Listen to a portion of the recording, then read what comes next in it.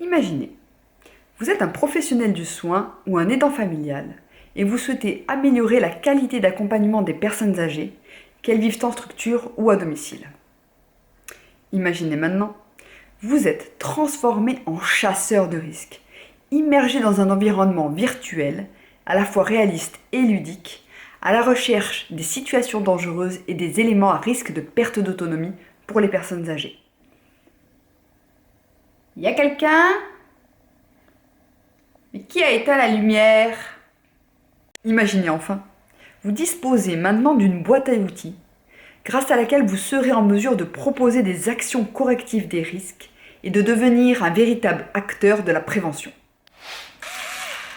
Je la fixe où, la prévention du risque de chute ? Bonjour, je suis Geneviève Strotter, ergothérapeute engagée depuis une quinzaine d'années auprès des personnes âgées. Et peut-être, avec votre aide, future créatrice d'étayage formation prévention. L'idée, c'est de développer des actions de formation innovantes en matière de prévention de la perte d'autonomie et en utilisant la réalité virtuelle et les serious games comme levier d'attractivité. Parce que comme on dit, on n'attrape pas les mouches avec du vinaigre. Donc, on va aller à la pêche aux apprenants. Ah, ça mord là, je sens que ça mord. Mais pour commencer, permettez-moi de vous raconter la naissance de mon projet et de vous présenter celui qui est à l'origine du nom étayage. J'ai dénommé Miharu Takizakura, cerisier japonais qui a plus de 1000 ans, donc c'est quand même une belle performance, et qui tient toujours debout grâce à un étayage de poutres de soutien que l'on voit là. Donc ce qui m'a donné l'idée du nom étayage, et en plus ça fait très poétique. Étayage formation, c'est aussi le constat, dans mon expérience d'ergothérapeute, du besoin immense de formation des professionnels qui œuvrent en gériatrie, secteur où la formation initiale est souvent insuffisante, voire inexistante.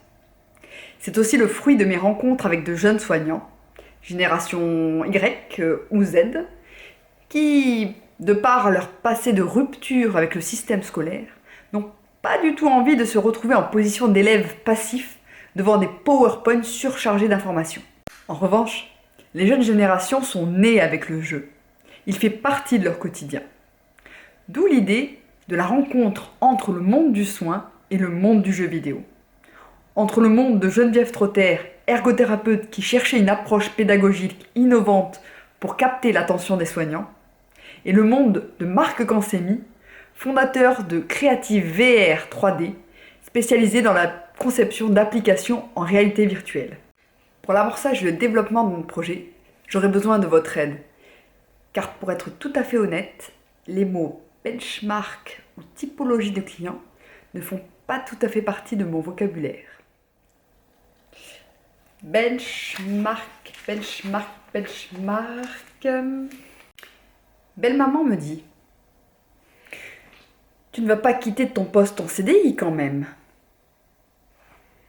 Ma grand-mère me disait « Il y a toujours une solution, et même si tu ne la vois pas maintenant, elle viendra. » Et mes deux filles me disent « Et pour maman, allez, allez, et pour maman, allez, allez. » Alors, si comme moi vous pensez que soutenir nos aînés est un enjeu social majeur et que la qualité de leur accompagnement doit être au centre des préoccupations, vous aurez envie de m'aider à réaliser mon projet.